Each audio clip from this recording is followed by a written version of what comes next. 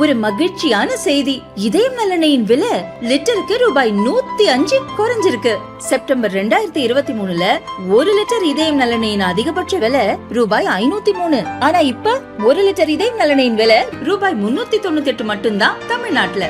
அப்ப இனிமே எல்லாரும் இதயம் நலனை வாங்கலாம் இல்ல? அரசுமுறை பயணமாக ஐரோப்பா சென்ற ஜனாதிபதி திரௌபதி முர்மு முதலில் போர்ச்சுகல் நாட்டில் பயணத்தை முடித்து அங்கிருந்து ஸ்லோவாக்கியா சென்றார். தலைநகர் பிராடிஸ்லாவாவில் ஸ்லோவாக்கியா அதிபர் பீட்டர் பெல்லக்ரினி மற்றும் அந்நாட்டு உயர் அதிகாரிகள் முர்முவை வரவேற்றனர். தொடர்ந்து அதிபர் பீட்டர் அந்நாட்டு பார்லிமெண்ட் சபாநாயகர் ரிச்சர்ட் பிரடிஸ்லாவா உள்ளிட்டோருடன் சந்திப்பு நடந்தது. இந்தியா ஸ்லோவாக்கியா நாடுகள் இடையிலான வரலாற்று சிறப்புமிக்க நட்பு, இரு நாட்டு கலாச்சாரம் குறித்து ஜனாதிபதி திரௌபதி முர்மு பேசினார். அந்நாட்டு பார்லியை பார்வையிட்ட முர்முவுக்கு சபாநாயகர் ரிச்சர்ட் சக எம்பிக்களை அறிமுகம் செய்து வைத்தார்.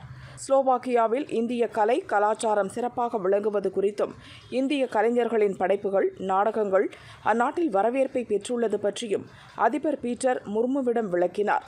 அங்கு இந்திய கலை கலாச்சாரத்தை மேலும் பரப்புவது பற்றி முர்மு பேச்சு நடத்தினார்.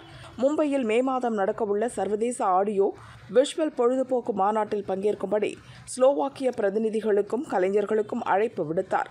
கலை, ஊடகம், பொழுதுபோக்கு மற்றும் சினிமா தயாரிப்பு துறையில் இரு நாடுகளும் ஒன்றுக்கொன்று ஒத்துழைப்பு வழங்கவும் முடிவு செய்யப்பட்டது. நம் நாட்டின் MSME மற்றும் அந்நாட்டின் சிறு தொழில் வளர்ச்சி அமைச்சகத்திற்கும் இடையே புரிந்துணர்வு ஒப்பந்தம் கையெழுத்தானது. இதன் மூலம் இரு நாடுகள் இடையிலான வர்த்தகத்தை மேம்படுத்த முயற்சி எடுக்கப்பட்டுள்ளது.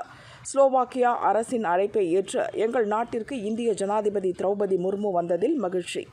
தலைநகர் பிராடிஸ்லாவாவில் இராணுவ மரியாதையுடன் முர்முவை அதிபர் பீட்டர் வரவேற்றார்.